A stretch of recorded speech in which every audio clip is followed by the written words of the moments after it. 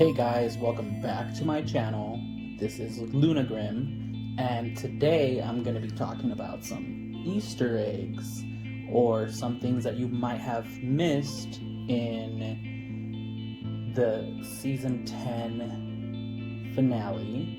Here's Negan, episode 22 for The Walking Dead.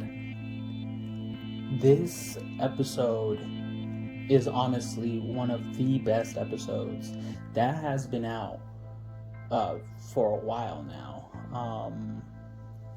I rated it a 9 out of 10, but honestly I feel like maybe I should bump it up, just make it a 10 out of 10.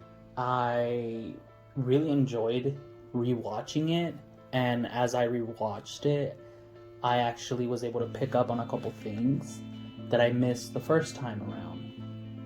So I'm gonna tell you guys about it so that you guys don't have to rewatch it. Although I do recommend rewatching this episode because it's phenomenal.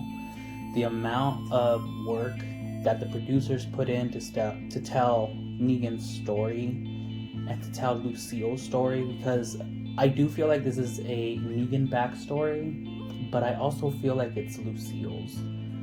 You know, it's very unfortunate that we don't have Lucille anymore because she was starting to grow on me as a character for The Walking Dead. I feel like she just belonged in this universe. She really belonged in this universe. Unfortunately, the cancer, got in the way, and, she thought it would be better to not burden Negan anymore, because Negan was actually taking very good care of Lucille, giving her treatments the way that they were supposed to. He got all that information from the doctor, and he kept her alive all this time, which is something that we don't really appreciate in the episode because of everything else that happens. But if it wasn't for Negan, Lucille would have been dead a long time ago.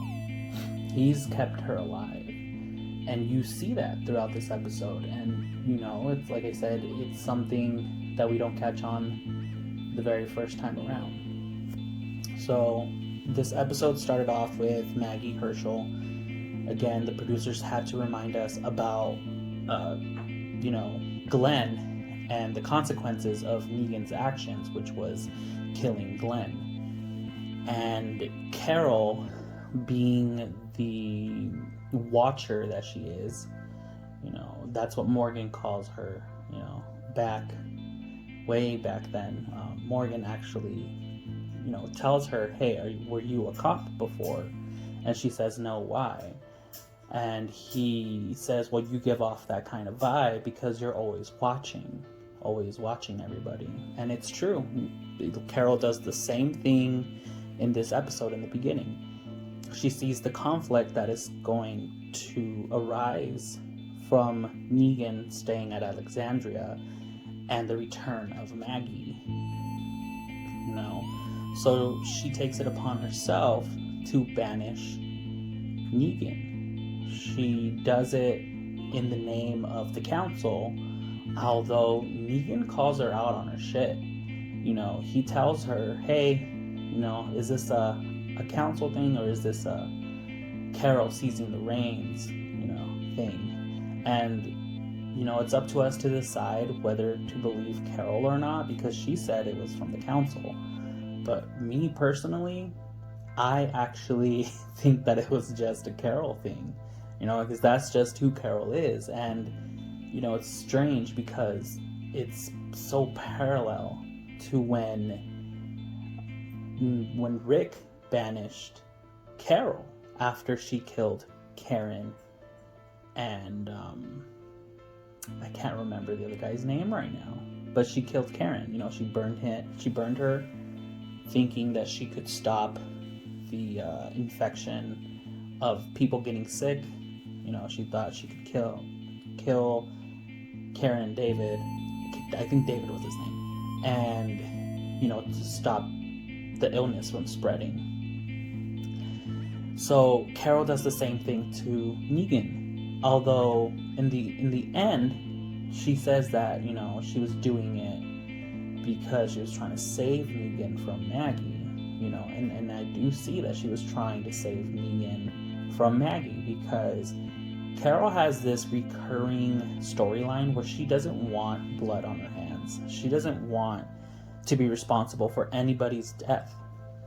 So she took it upon herself to banish Negan. And then we get some flashbacks of Negan and Lucille, and then Negan revisits the killing tree. Holy shit, I was blown away because I didn't think he would actually go back to the place where Rick slit his throat, right at that tree. Now, I'm not going to comment on the CGI because, man, it was awful. I'm not going to lie, that CGI was just very, very rough to look at. But besides that, it was a very amazing scene, because you see Negan remembering that, hey, this is where it happened, this is where I dropped Lucille, it must still be here. So you see him digging all these holes trying to find the bat, Lucille. And he, then we get more flashbacks of Lucille and Negan. And this is where, we notice that, hey, she likes to wear Half Moon shirts, which means they're probably fans of Half Moon. And if you don't know, Half Moon was Beta. We find out that Beta was Half Moon. So it's kind of crazy just to think that, they were fans of this guy, and then in the future they were gonna have to really fight this guy, and Beta always had I'm pretty sure if it was Beta versus Negan, Beta would win hands down. No argument there, for sure. And then we get the flashback where Laura hits Negan with the bat. And as viewers, I'm pretty sure we were just stunned by the fact that Laura was back. So that means Laura most likely started the Saviors with Negan. And honestly, I would love to see that. If they were to have a spin-off of just them starting the Saviors, and it was not Lucille, I'm so sorry. It was Lauren. Oh my god. Today I can't talk, you guys. I swear I can't talk. I'm trying to do this whole thing without having to edit it. So, Laura and Negan, and then the Doctor. It would be cool to see them form the Saviors. But it's kind of crazy just to think that Laura was the one that gave Negan the bat, which he ended up naming after Lucille. And that montage that we got of Lucille and Negan just being in love, it brought back so many good feelings of just, being in love with someone. And it really felt nice, to the heart, just to see Negan in such a way, because we haven't really seen Negan have a love interest other than Alpha, but that wasn't really a love interest. He was mirroring, probably the fact that Alpha was bald, and so was Lucille. I don't know. That's what I think. But we see the montage of them in love. It was very emotional. If you guys see my reaction, I actually tried to edit out as much as I could, because I was crying. I was crying, and I wanted to edit it out to save you guys from watching me cry. But yeah, we see that Lucille gifts Negan the jacket, the infamous jacket that he wears.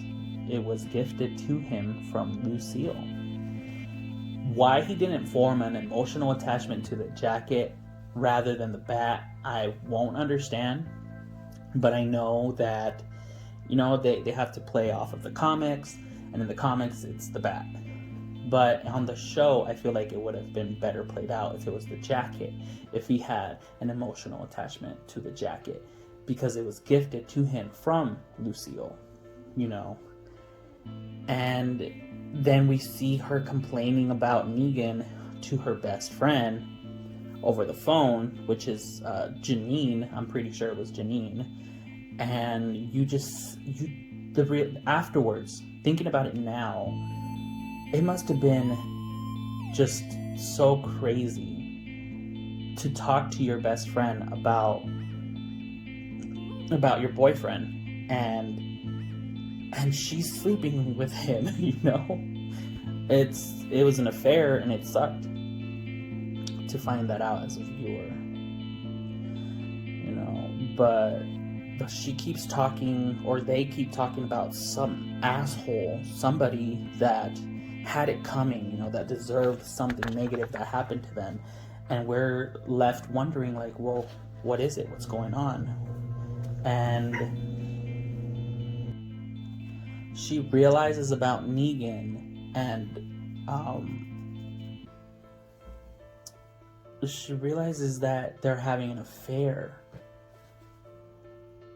And this is where I fell in love with Lucille as a character, because she had that gun, and it was intended probably for revenge, and I thought that was pretty cool, a scorned woman, and she's out for revenge, and she'll do whatever it takes, because she found out her husband was having an affair with her best friend. But besides that, we get to see that Negan was a good man. He would not give up the doctor's location. He gave him a fake location, and they were practically torturing him, and by saying that they were gonna destroy the chemo bags that he had to take back to Lucille. And he doesn't give up the location until finally they give him an ultimatum, and he very reluctantly gives out the doctor's location. And then we get that unfortunate scene where he goes home with Lucille's medication, and you just know that he's happy, and he's probably feeling extremely relieved that he has the right medication and everything. And he walks down to the basement, I think, where they're at, and he opens the door and finds a reanimated Lucille. It's devastating. We see that she took her own life.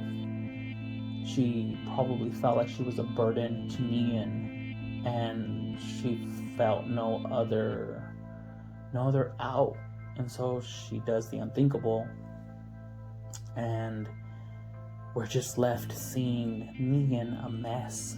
We feel extremely sorry for him, because he just had to experience one of the most horrific things that I think a married man or woman can experience, is their partner,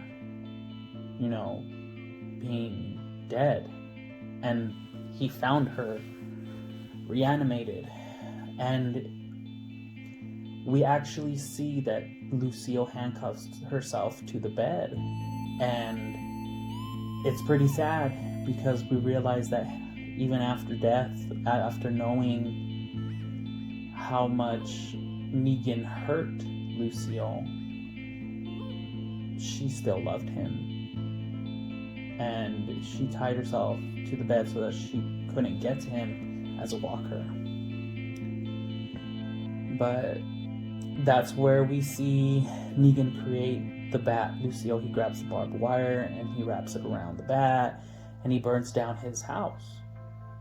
the symbolism was amazing, because here's where we see that the old, nice, good Negan dies with Lucille. He burns down with the house.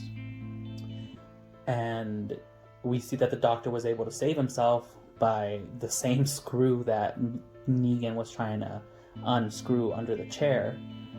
And the doctor saves himself, and Negan comes in, and he gives an amazing Negan speech. Such a Negan speech. And we see him do his second kill with the bat, but I count him killing the leader of that Valak biker gang or whatever. That is his first kill, because he gave the speech that he always gives a speech before like a really important kill. And that kill to Negan was extremely important, because he gives this speech and he's talking about, the asshole is finally brought up. The person that had it coming is finally brought up. He was a school teacher, and he got in a fight at a bar, and he lost his job because of this person that they had an altercation. It got him fired. And then he says that all he sees is red. And now when he sees red, it's about what can he do? Like, he feels unstoppable. And that actually brings back like a flashback to me of when Morgan told Rick that he sees red, because he couldn't kill his wife, his reanimated wife, and the wife is on top of Dwayne. And that's when we get that line from Morgan, the all I see is red. All I see is red. So what does that mean? Does that mean that he actually didn't watch Dwayne die? Or maybe Dwayne didn't get bit and Dwayne could still be alive? Is that what this is trying to imply by Negan saying that? Because it's kind of weird. Negan isn't the type to kind of say something like that, so for him to say that I see red, it's probably to like prep us, the viewers, for Dwayne's return in the next season. It's very possible. In the comic books, the story goes to Michonne and her daughter, but this could be a different, it could be Morgan and Dwayne. But I guess we'll just have to wait and find out. But, we see Lucille break after Negan finds the bat, and there's a walker. And so Negan kills the walker, the bat breaks, and you just see this devastation in Negan's eyes, and he goes to the cabin where he cremates the bat. He's cremating Lucille again. I'm so sorry. It's a bad joke. But he burns the bat, he burns Lucille, and he says his goodbyes. And in true Negan style, the most funniest and saddest thing, he's like, I love this shit out of you. I started laughing. I thought that was funny. So after he cremates Lucille for a second time, he goes back to Alexandria. And then Carol sees him walking through, and she automatically just walks quickly towards him. And they have this speech, and she tells him, if you stay here, Maggie will kill you. And I was trying to save you from that. Well, she doesn't say it directly that way, but me as a viewer, I got it as she was trying to save him, not for Negan's sake, but for Carol's sake, because she doesn't want Negan's blood on her hands. And the ending scene it gave me chills just to hear the music And to see Negan walking in and looking at Maggie, and Maggie staring at him, and Negan just giving her that smile, that half smile, sideways smile. I was like, oh, inside I was just screaming, because you know that there's going to be major conflict next season with those two, and rightfully so. You know, we have to remember Negan killed Maggie's husband, Herschel's father. So of course Maggie has a right to feel some sort of way, because in Maggie's eyes, Negan hasn't done anything for her. Yeah, Negan might have helped Alexandria, and might have helped Carol, but Negan didn't help Maggie. So, I don't know. Tell me, comment down below if you think that Maggie should forgive Negan, and that Maggie shouldn't feel animosity towards Negan anymore, because Negan has redeemed himself by saving Dog and saving the community from the Whisperers, and saving Judith. Do you think that's enough for Maggie to forgive him? Well, thank you for watching, and until next time, stay alive.